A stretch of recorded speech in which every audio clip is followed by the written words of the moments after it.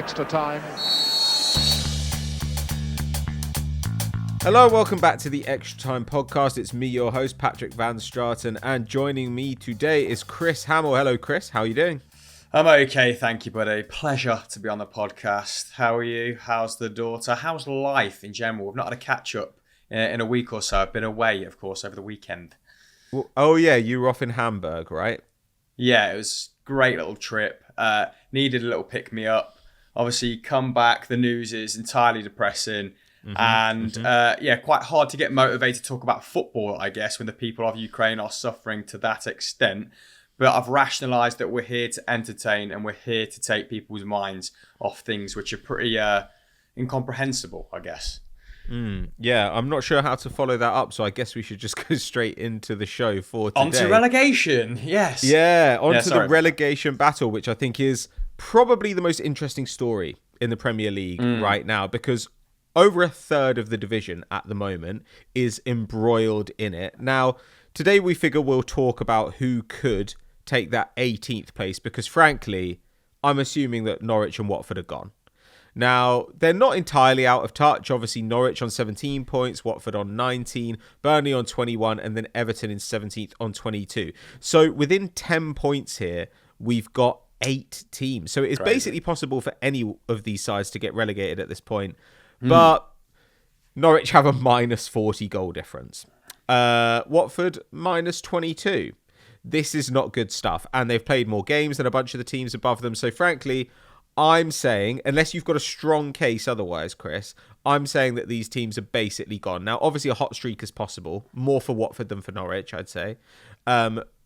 But frankly, I think they're gone. But it's incredibly tight this season. I was looking at 538's prediction model, and they currently have 7 Premier League sides projected to finish under 40 points. If that happens, that must surely be unprecedented. You know, if it stayed as is, that'd be quite satisfying for me, because on our pre-season predictions on Sunday Vibes, I did predict Watford, Norwich and Burnley all to go down. And I'm not going to give myself too much credit for that, because obviously Norwich, perennial yo-yo club, although they have armed themselves with a very good manager to bounce back up once more in the upcoming seasons, haven't they? And they did have a big squad turnover when they first came to this division. So I think they're probably planned for life in the Championship more so than a Burnley or a Watford.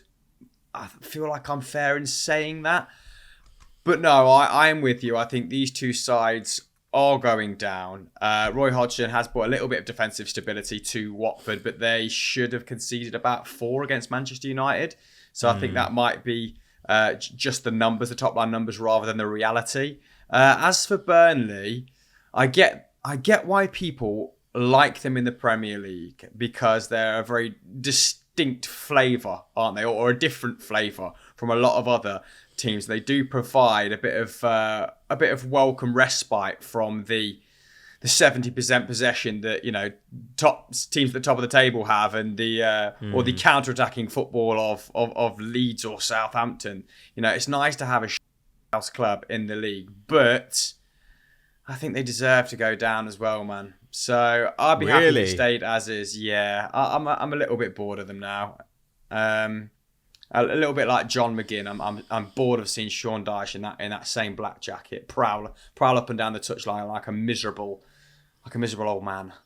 Yeah, I've got to say, I wouldn't be terribly sad if Burnley got relegated, but we might as well start with them. We're going to go through all these teams here, though I think we may only just touch on Leicester because they are technically in this battle, but I don't know. It seems silly to say anybody's too good to get relegated, but surely of these sides, Leicester should be. But let's talk about Burnley since you brought them up. I kind of think Burnley are going to pull themselves out of this, you know. Like, they've got a couple of games in hand on Leeds. They've got 3 games in hand on Brentford. They've got a better goal difference than all of the sides we're going to talk about today, except for Leicester. Their main issue has been just turning draws into wins, and that's because, well, I suppose their main issue. That is an issue because they cannot score goals. They've got 12 draws, which I think is only exceeded by one side across Europe, which is Genoa. And Genoa are, of course, the only side as well who have fewer wins than their 3. So those are issues. But they've always got a degree of defensive solidity. I think Weghorst is not only good, I think he's going to be an upgrade on Chris Wood up front. I think currently he's got the same shot numbers as Wood. He's putting up slightly better creative numbers, and he's going to press a lot more. And I think that overall that adds up to a vastly superior package. And that's a guy, who's had a handful of games in the league. I think he's on 5 or 6 games in the league. I don't know. Like, they just... Again, like you, I understand why people don't really want to see them in the league. They feel like something from the past, but actually they defend in a much more sophisticated way than a side like this would have done 15 years ago, right? They're not just kind of park everybody in the back line and deal with it. They play like a really interesting mix of like man marking and zonal. They do have a surprising little pockets of quality. I mean, Goodmanson obviously has been out long term, but people really like McNeil. Weghorst is obviously a guy that we enjoy. It just feels like... I heard you say people really like McNeil there. Is that you saying you don't quite like McNeil as much as people like McNeil? Or? Well, I think that he's a guy who's fashionable to like. I think that basically when you talk to people about football, generally speaking, people don't really give their honest opinions so much as they give opinions that they think will not get them mocked by people on Twitter or whatever. And I think it's generally considered that McNeil is like a really, really good player. And therefore, generally speaking, people say he is a really, really good player. Whereas actually, his numbers are the numbers of a pretty mediocre player at best. Now, obviously, I'd expect those would get better in a better side. But there's no guarantee that would happen. It doesn't happen for lots of players. So with McNeil, essentially, my opinion is just jury's out, and I look forward to him going to a proper Premier League side, and we'll see what actually happens to him, because I will say that I feel sorry for him to be stuck at this particular team when if he were at a Palace or an Everton, he would probably just have a much more fun time of it. As it is, he's just defending all the time, trying to produce something out of nothing, and then just whipping balls into the box. And I doubt that is particularly good for his development, basically. I think the last time I checked out his numbers, I can recall his dribbles being around 2.5, and that being the only really impressive thing about his game. Although he was like one of 2 players at Burnley to put up over a key pass per game as well. And I think that is where they might fall short. There's just a distinct lack of even like solid creativity. So if Weghorst doesn't keep making good on things that come his way, whether that be, through goals or assists, I could just see them maintaining this run of draws. There's just not even a good like progressive passer or dribbler in that side. They've got plenty of industry, like you said, which you'd expect from a Sean Dyche side. Brownhill, I think, has adjusted to life at Premier League football pretty well over the last couple seasons. Goodmanson, who I've liked historically, has been bang average on that right wing. Maxwell Cornet, I guess, had a hot streak when he first came, didn't he? Yeah, they're right in there. But I mean, here's the thing. Like, when you're... I don't know, man. I just think that, like, Brentford have played more games and haven't got points. Burnley are 3 points behind Brentford with 3 games in hand. Now, obviously, when you're a relegation threatened side, games in hand are no guarantee of points. But you just look at them and you think they'll grind out some matches. They'll get an odd result here and there. There might just be enough here. Whereas I think there are more troubling signs for other people. But we'll come back to it at the end and maybe make our predictions on who we think is going to take this 18th place. Yeah, and I think they've already played Arsenal, Man United and Liverpool twice, haven't they? So maybe less trepidation going into the run-in than certain sides on this list. Yeah, and only 5 sides have allowed fewer goals. Now, partially that's a function of them having played fewer games. But it's also just that they are difficult to break down. They're annoying to play. So I don't know. I'm relatively positive about Burnley, given where they are. Should we deal with Leicester? Yeah, why not? I can actually talk about Leicester. I don't think Leicester are going down. However, I think they're rubbish. They're 6 points clear of the relegation zone, but they do have more games to play than everybody else here. They've got the best goal difference of all these sides. They've had a bunch of injuries this season. Now people are getting back to full fitness. It just feels like they'll basically be fine. All they need is like a good run in from 2 or 3 of the 7 or 8 very talented players they have. If Ricardo Pereira gets back into form and Ndidi is back in midfield and great, they'll be fine. If Daka and Vardy are great in attack, they'll be fine. Like, they've got so many paths to safety. yeah, it feels like the dark days of Puel, the end of Puel's tenure again at the moment, still without a Premier League win in 2022. Although I will say performances have picked up. I think they were distinctly better against Wolverhampton, unlucky against West Ham not to get the result. I think they got a better XG than both of those oppositions in those respective ties. But it was really against Wolves that I thought they looked reminiscent of last season's Leicester, like very convincing in possession, had 65% of the ball. They were much crisper with their passing. I think around a 90% pass accuracy in that game. Like being lax on the ball is something we've seen creep into Leicester's game this season, when really people like Tielemans, people like Ndidi have historically had 85 to 90% pass accuracy. Like we've just seen them give away possession at stupid junctures, haven't we? They had 17 shots against Wolves, and that's not the side who concede an awful lot of shots or concede an awful lot of goals. So I think that was a bit of a pick-me-up performance for Leicester fans, and it's kind of emboldened them going into the final third of the last season. They have got a couple of competitions to contend with, haven't they? I think the Europa Conference is probably of more importance than Brendan Rodgers would have liked at this point.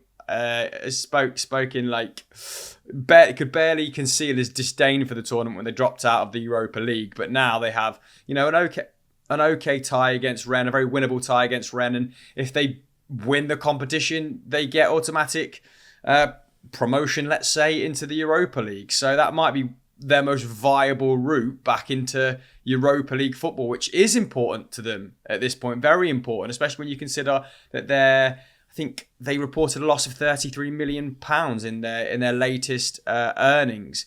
And a lot of that obviously is because of the pandemic. Stadiums have been shut, matchday revenue is way down, but they can only keep nipping at the heels of Champions League clubs if they keep getting like decent prize money and keep getting decent investment from their owners. And in order to do that, they've got to tick a few boxes still, haven't they? Like you said, I mean, they played Burnley tonight. We're filming this on a Tuesday. It's going to go out Thursday. Jamie Vardy is back. We might be talking about them on Sunday Vibes this week. Jamie Vardy, still their top goal scorer with 9, I believe, in 16 league appearances. If he puts in a commanding performance against Burnley, we'll be like, listen, Jamie Vardy can power them to mid-table and they can regroup and go again next season. Fofana, back training with the first team. My Christ, do they need him, because Sionko has looked, without Johnny Evans, has looked awful at various points this season. And they're running, the last 3 games, Everton, Watford, Southampton, like even a conservative estimate, looking at those remaining fixtures, I think puts them around like 11th, 12th. So I think they're fine as well. But a lot of Leicester fans have run out of confidence. Not run out of confidence. Have run out of patience with Rodgers an awful lot quicker than I anticipated, which has been interesting to observe. Yeah, I mean, I would probably be thinking about a change this summer. I wouldn't necessarily do it, but I'd have a look around at what was on the managerial market. Because one of my issues, if I were Leicester, and obviously you've got to be realistic about your place in the football hierarchy, but one of my issues with Rodgers has been that I think he has always thought of himself as better than pretty much wherever he's been. Even when he was at his boyhood club, at Celtic, he clearly wanted to get back to the Premier League. Now he's at a really well-run, exciting, well-supported club with a great squad at Leicester. Still seems to kind of want to move on. Like, he never shuts down. He didn't shut down Arsenal rumours when they came before. He didn't shut down Man United rumours when they came.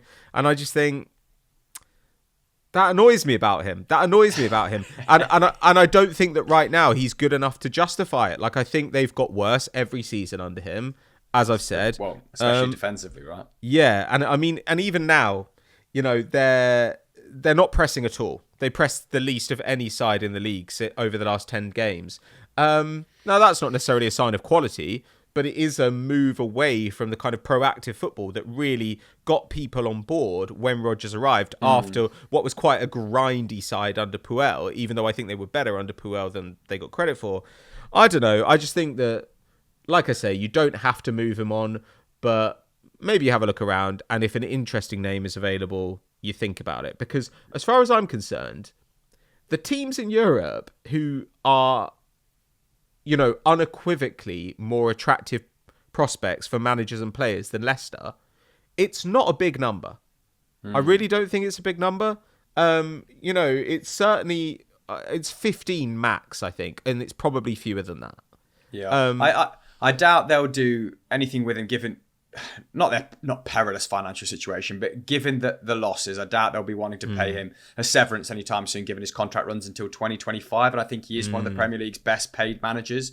So purely from a pragmatic point of view, I don't think the Leicester owners want to get rid of him, particularly with the money they've invested in the infrastructure of the club as well. They'll probably want an element of stability for footballing operations while Seagrave is complete. I think it's completed now. The new training centre that cost an arm and a leg, didn't it? And they want to expand the stadium and whatnot. So I don't think they'll want to juggle multiple things while having a turnover in manager just because they didn't qualify for Europe, let's say. But yeah, I think he's escaped a certain degree of scrutiny, which is where I believe you're going with this. Yeah, I mean, if you're going to act like a big-time manager, then you're going to be held to high standards. And I mean, and when you think about where Leicester have been the last couple of seasons, yes, of course, Rodgers gets credit for it. But if you're going to get credit for the good times, you kind of need to get criticism for the bad times. That's how it works. And yes, they've had injuries, but a lot of teams have had injuries. And I don't really think that the way that they've responded to some of those injuries, I think, has been a little bit troubling. I would have expected Rodgers, who is clearly a clever coach, to have been a bit more flexible. And also, I mean, we've talked about this before. One of the things that's really difficult is when a side gets embarrassed. Like often an embarrassing result is a far bigger problem for a coach than just a loss. Because it feels like more of a thing. And so though they only lost, by a goal when they played Tottenham, that was a really humiliating result. It shouldn't have been, because they were by far the inferior side across the game, but the manner of it at the end was just really frustrating, I think. And so I do kind of understand why Leicester fans are a little bit annoyed. But same as every managerial decision, I think you always just assess if there's anything better, and you don't make a change for the sake of it. Especially not in this case, when Rodgers is at worst going to be fine. He's going to keep you in the mid-table. They'll probably finish in the mid-table. And they're going to... it's very likely they'll lose one of their better players in Tielemans in the summer, who's still dithering on his contract, and he wants to play Champions League football, understandably. And there's a bunch of suitors for him, right?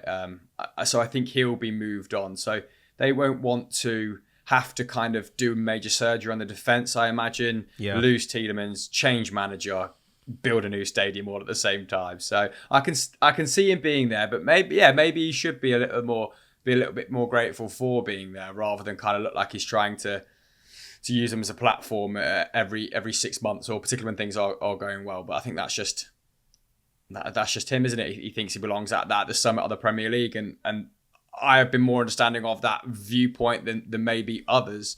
But yeah, let's see if he gets there. Next season's going to be a big season for him. Yeah, and I mean, look, that's a good situation for them as well. Like losing Tielemans, that's a perfectly fine player to lose. I don't think that'll hurt them as much as losing other players might. I'd kind of be okay with it, and especially given Leicester's history in recruitment, like I think they can turn that money around and do something interesting.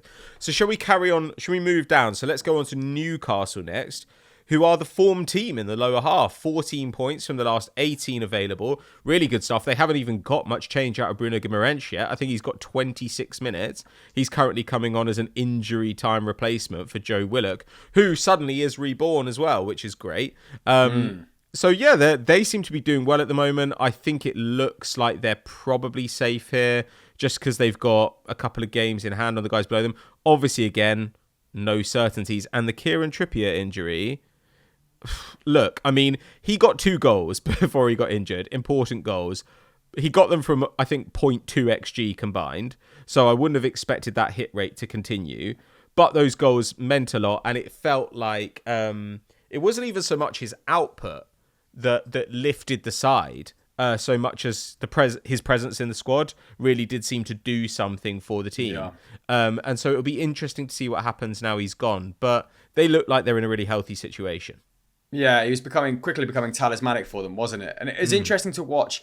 I found myself watching a lot of Newcastle, actually, since the turn of the year. And it was interesting to watch during games. He was always hassling the referee, always organising the back line, like a really high degree of match intelligence. And he no doubt benefited from from being part of Atletico in Madrid's La Liga winning side to that degree, right? Like he's brought some of that savviness, some of that streetwiseness back from Spain, and you can see it sort of filter into the players that are around him for sure. So I definitely agree on that front. Are we? I say we. Are you ready to give Eddie Howe a little bit more credit for the job he's done, or do you think it's just solid?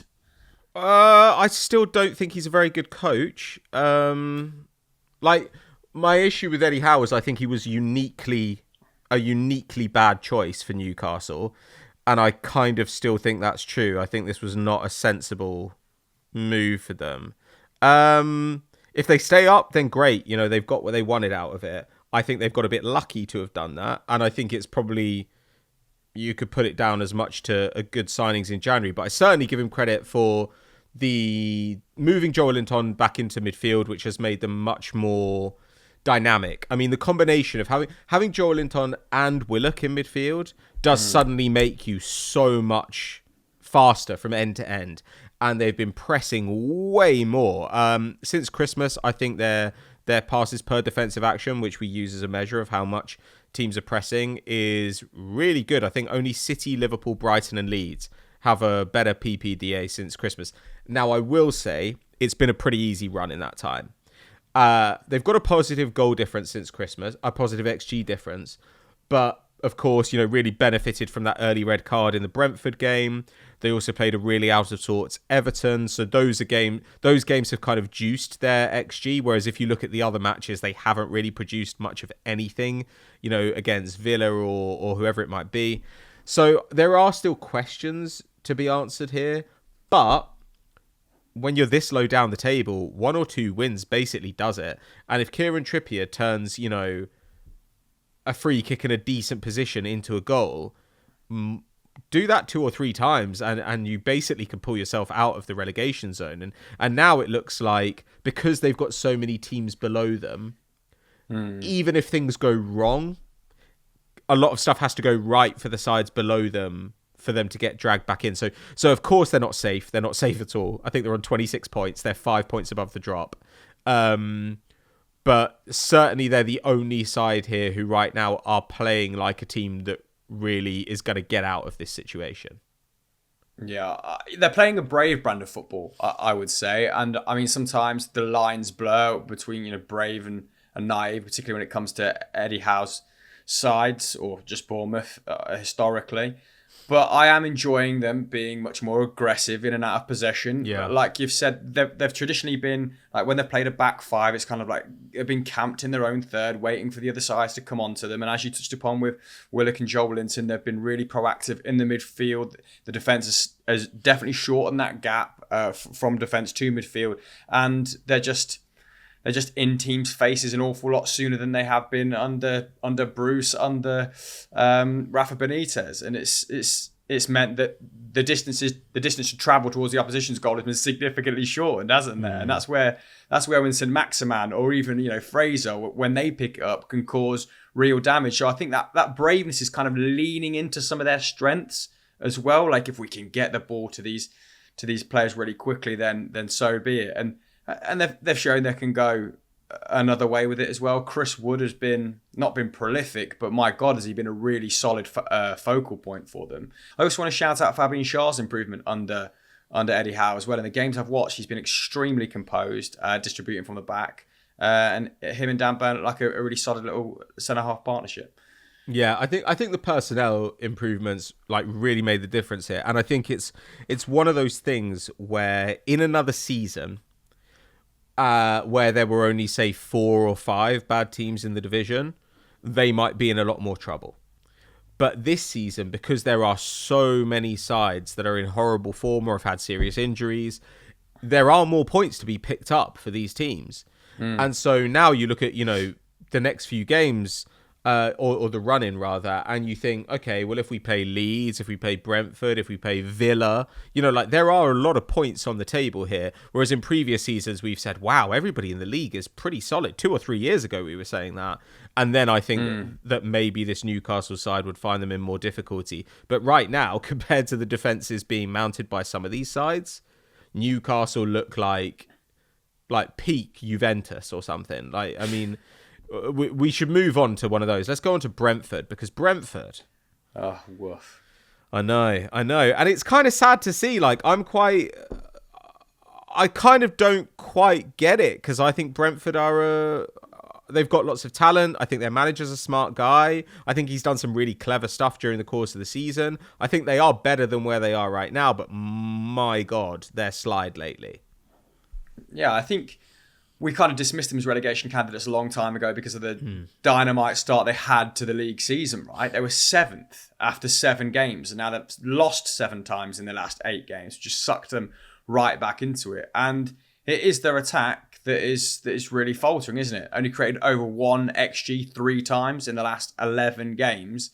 And then when you pair that up with an increasingly porous defence, it's looking really, really poor. I don't think Ivan Toney's having the season we anticipated or hoped. And Burmo's been decent. Am I right in saying that he's probably been their best attacker?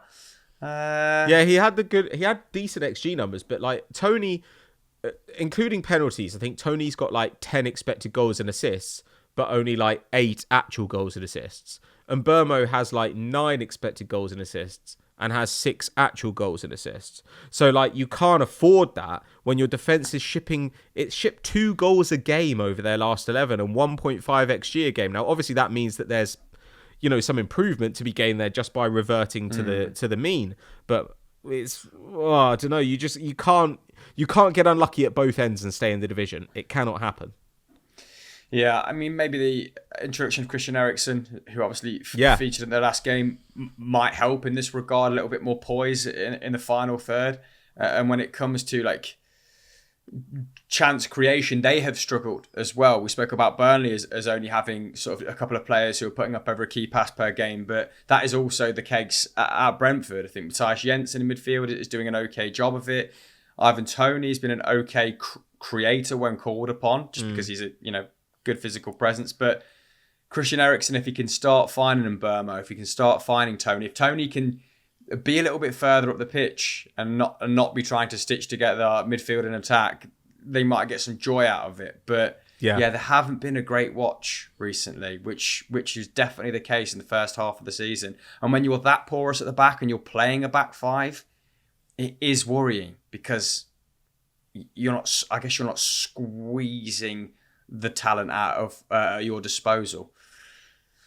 Yeah, but I do think Frank is probably one of the superior coaches in the division. Like, I mean, like early in the season, okay, so something we often talk about, right, with sides coming up from the Championship, and you can see it with Brentford, they come up with huge possession numbers. You see this with Norwich every time. They come up with like 60% possession, and they just cannot do it in the Prem. And Brentford came up with 54% possession, and it's gone down to 44 this season. So that's obviously a big difference. But early days, the first 7 games when they were up to 7th, they were playing counter-attacking football, and they were doing it pretty well. They played really well.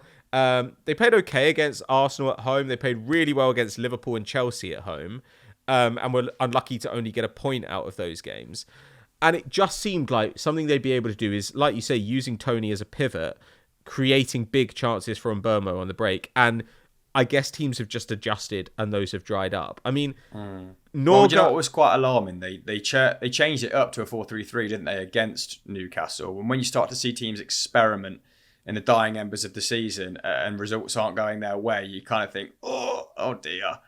I think Christopher Ayer was playing right back, if I remember correctly, but it did not go well. But I mean, at the same time, it's a very early red card, and who knows? Who knows? Oh, of course, yeah. You're right. Good memory. So it's possible that things get better. They don't have really significant injuries going down the stretch, which is not true of some of these other sides. But they played more games than everybody here, and that's a worry. And yeah, I mean, if no attacker has more than 0.4 XG, which is the same position as Burnley are in, but you do not have Burnley's defence, I really don't know what your hope is to keep you in the division, unless Toney suddenly, 3/4 of the way through the season catches fire. So it just feels like, I mean, I think Brentford were always prepared for this, to be fair to them. I think they always thought, right, they added Onyeka this summer, right? They added Wissa, they added Aya. but they kind of knew that they were going to have to just hope they could stay up and then try and build more of a Premier League side. But as it is, they worry me. They worry me right now. And I really hope that De Silva looked like a Premier League player when he came into the side. It was him that got sent off against Newcastle, right? So that's scuppered what could have been a very important game for them. I totally forgot about the red card. Was it also Visser that was just catching fire at the start of the season as well and just scoring every time he came on? And I think goals have dried up for him as well, right? So they've kind of lost that impact from the bench. But yeah, I'm not a massive authority on Brentford, but maybe it is time to start paying attention to them with regards to going down. Yeah. The only player who I've really, truly been unequivocally impressed with is Norgard, who has actually put up more defensive actions than anybody in the Premier League, as well as really good progressive passing numbers. Just looks like a really good all-round midfielder. He's about to turn 28. I mean, there are a few of these guys who, if they go down, will probably stay in the Prem. But I quite liked Ethan Pinnock as well. I don't know. I've not kept an eye on him for the last 3 or 4 games, but he looks like a Premier League quality defender as well. Can feature in the centre or on the left of that back three. And last time I looked, he was putting up like 4.5 tackles and interceptions, sort of working overtime to keep them in okay shape back there. But I'm worried. I'm worried for him, which is worrying because they're a very likeable club. Yeah, and now we're getting into the danger zone seriously because next up we've got Leeds. Oof. Yeah. Oof. Now, I mean, Leeds are in free fall right now. Obviously, Marcelo Bielsa is out the door. Jesse Marsch is in their last 6. They've got 5 losses and a draw. In their last 8 games, they've conceded 19 expected goals and 24 actual goals. Were they the first team to concede 20 goals in a month? Over the course of February. Really, really bleak stuff. They've allowed 60 goals in 26 games. That's 2.3 a game. Over the course of a whole season, that would shake out to 88. So, I mean, I don't know what you do about this. The expected goal difference is rancid. The actual goal difference is even worse. I mean, it's just... I don't know, man. Like their expected goal difference is minus 18. Their actual goal difference is minus 31. So they have got a bit unlucky here, but 538, their model has them favourites to be relegated in 18th with a 35% chance, more than 1 in 3 chance. Given the teams around them, this is bleak, Chris. What do you think is happening here?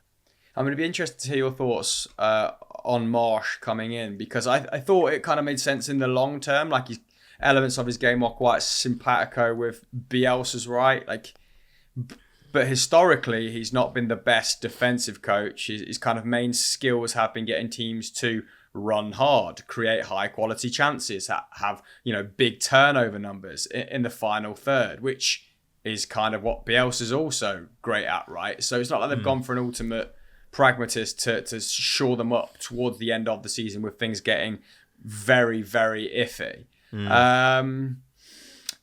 Patrick Bamford's still out, although Phillips is set to return, and they obviously are very dependent on him in that position as the anchor in front of a back four, right? They've missed him tremendously. Yeah. I think they're conceding 1.6 goals per 90. They conceded 1.6 goals per 90 with him, 2.5 without. Obviously, Cooper's been out as well as captain and centre-half, so very influential. So there were points in the season where they lost the spine of their side, which, if you're a bottom half of the league side, is hard to recover from. I mean, just ask Leicester as well, who weren't in that category but still suffered when as a result of that happening. What did you make of Marsch coming in then? Did it make sense? Did it fill you with confidence? Is it going to achieve the desired result? I don't know, man. Just because of the situation they're in, but I don't have an issue with it overall. I think he's a good coach. It was obviously something they've been talking about for a while. There were heavy rumours they were going to do this summer. Obviously, Bielsa, it looked like he was maybe going to go last summer, and he signed that deal to stay for the season pretty late on. So losing him in the end was not the huge divorce that it's been kind of made out to be by some people. My one concern with Marsch is that he's not got a great defensive track record. Before he left Leipzig this season, They had the third best attack in Germany, but the defence was 13th, obviously of 18 teams in the Bundesliga. And since Tedesco has come in, they've still got the third best attack, but now the defence is second best. So their expected goal difference has climbed from 10th best in the league to second best. So that suggests that there was a lot more to come out of that side that Marsch wasn't getting. He's clearly a clever guy. In fact, he's an extremely clever guy. But he's going to be trying to play a completely different sort of press in the middle of a season. Like Bielsa, obviously known for playing that intense man-marking system. Bielsa really sells out to create good chances in attack. Now, Marsch creates big chances as well, but like the way he does it is by having the defence play much more aggressively rather than the attack playing much more aggressively. Sort of positionally right. Yeah, so it's going to be like a very different prospect. He's going to be asking the defenders to really get stuck in, and probably play in what will feel to the supporters right now like a kamikaze kind of way. Like it really does feel like this could be great. Phillips could come back. Cooper's back. The defense picks up. The team looks more solid, and there's a big pickup, whether to do with Marsch or not. But Marsch gets the credit, and they head into next season in a really good position. That could happen. Equally, they could just struggle, not know where they're meant to be for the first couple of weeks, get hammered another couple of times.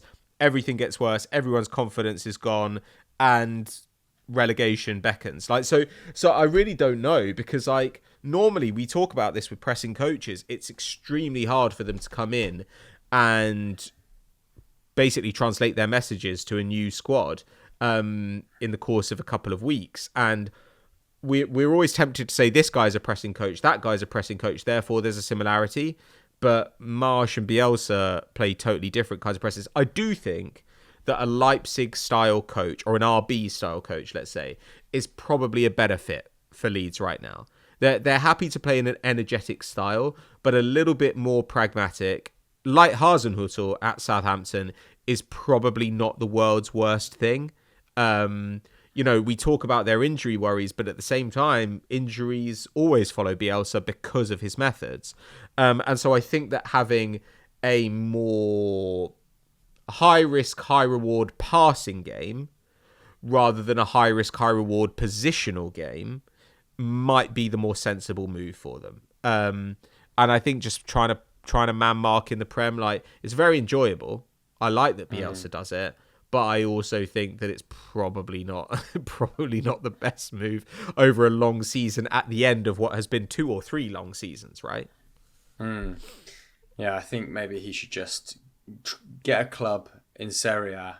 I think those two I think he'd fare very, very well there, and just see out his final few years of management, in a more forgiving division physically. But yeah. I've not got much more to add on Leeds, to be perfectly frank. Who else have we got left? Is it just Everton? Just Everton. So come on, Chris, hit me with your Everton opinions. I literally don't know what to make of them. Like, I look at Everton sometimes and I'm like, you should be too talented to go down. And then I really look at them and I think, oh boy. Like there are like 2 or 3 guys here that I actually really like.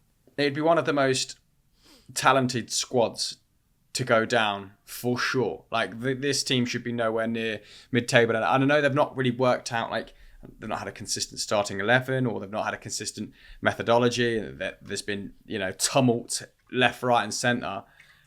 But there's still some very good players there who should not be fighting for their status as Premier League footballers. I mean, since Lampard has come in, what we can say on the subject of pressing now, we've just spoke about Marsch and Bielsa, is that they are allowing fewer passes per defensive action than their season average. Like, that's already come down. We saw Lampard do that at Chelsea as well. Just get his guys like working a little bit harder and a little bit more efficiently, particularly in the midfield. We expect more goals to come from Dominic Calvert-Lewin now.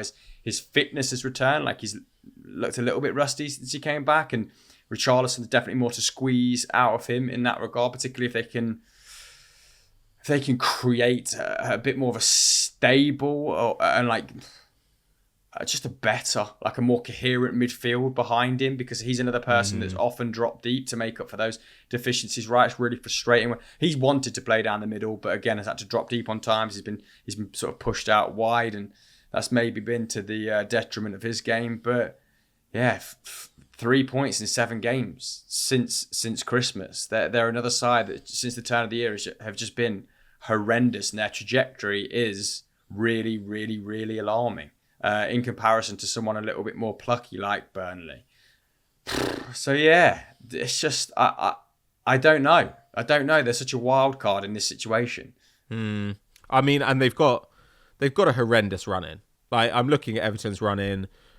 They've got Spurs, United, Liverpool, Chelsea, and Arsenal still to play. In fact, let me just pull up their actual run in their last few games.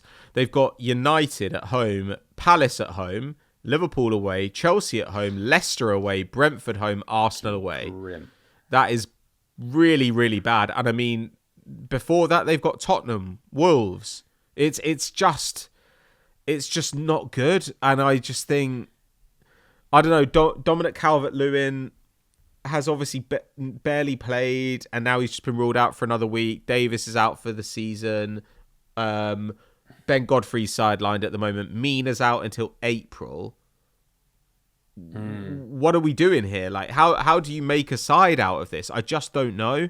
Like, they've taken so few points over the last few weeks. I kind of despair for them. But obviously they've got Van der Beek, they've got Ali in, and these are just bodies. And one of the biggest problems Everton have always had is just not having any bodies. You know, they've always had this really weird, lopsided squad. But yeah, I mean, John Joe Kenny is now like a regular feature, which is like the squad management, particularly in those fullback positions, has been bizarre. Given that they've been so dependent historically on like Coleman and Digne, now Kenny's playing there. I look at that starting 11, or at least in the last match against Manchester City, right? And I was just like, what is happening here? You've spent like 600 million in the last 5 or 6 years, and your back four comprises of John Joe Kenny and Mason Holgate. And yeah, I mean, the last full 90 I watched of Everton, I think Anthony Gordon was their best player, which is pretty emblematic of the situation they find themselves in. Yeah, we'll see, man. We'll see. I'm fearful for them. So with that in mind, should we make our predictions for who is going to join Watford and Norwich in the Championship next season? Because honestly, it's pretty easy to look silly here. Like, basically any of these sides could go on a hot streak and pull away, and any one of them could just plummet to the bottom. So, come on, Chris, put your reputation on the line. Well, I want it to be Burnley, but I don't think it will be. I have an ominous feeling for Brentford. I really do. I'll probably stick with Brentford. Yeah. Yeah, I'm really going back and forth on this, but I'm looking at Brentford, and they've played one more game than Leeds. They've got 1 point more, but their goal difference is a lot better. So in real terms, they're like 2 points better off than Leeds, right?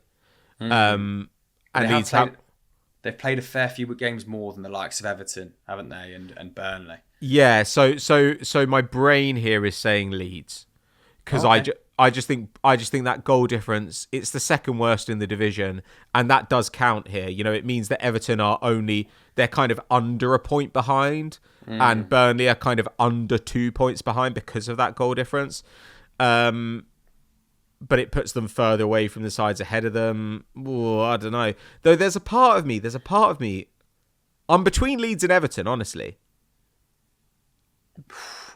I'm ruling Burnley out. I think Burnley will actually be fine.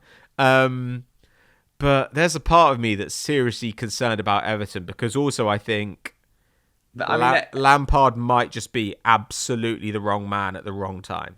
You can't say that Everton don't deserve it at this point for just consistently poor squad planning, for poor leadership, for, you know, a non-existent executive board. Like, they're out of all of those clubs. Like, at least Brentford are well run.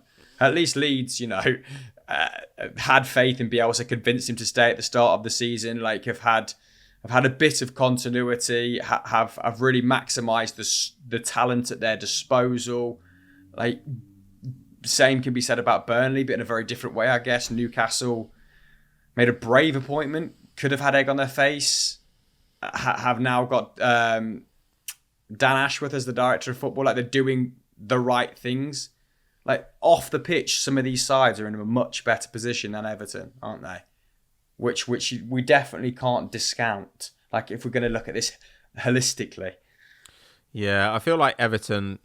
Yeah, Everton are the one who, if they got relegated, you'd be really worried about what would happen to them, because also, to bring it back to what we were talking about at the top, Alisher Usmanov, who's like a major investment in the club, is not going to be able to fund the club for very obvious reasons right now. Yeah, I don't know. Whereas Brentford will just carry on doing what they do. They'll probably be fine. Leeds probably carry on doing what they do. So I don't know. You're saying Brentford. I'm saying Leeds. Oh, God. But who are you hoping for, though? Because I'm hoping for Burnley. Oh, God. Yeah, probably. I don't know. I mean, Newcastle would still be very, very, very funny. Yeah, it'd be class. Newcastle would be absolutely amazing. I want them out of the league. I want Everton's owners out of the league. I want Chelsea's owners out of the league. I just want everyone all the scumbags out of the league. So Newcastle would probably be funniest. But I would love not to have to go to Burnley, have them like clothesline 3 of our players and not get a yellow. That is it is unbelievable to me that they've gone 3.5 years without a red card in the Premier League. Like, it's absolutely staggering. Yeah, bizarre. And I welcome, James Tarkowski and his sharp elbows at Leicester City next season. Yeah, be an interesting one to see. Well, thank you very much for joining me today, Chris. Is there anything that you'd like to point the viewers/listeners to before we say goodbye? Sure. Go and check out our... Bloody hell, Pat. I don't even know what we're putting out. My brain is still in Hamburg, basically. Go and check out the latest top 10 over on Football Daily. Came out Tuesday. What a highly specific plug from you there, Chris. Yeah, definitely go and check out the latest video that is on Football Daily. And thank you very much for watching or listening. Make sure that you subscribe to our podcast channel at Football Daily Podcast on YouTube, or that you subscribe to us using your favourite podcast app. And we will see you next time. Goodbye.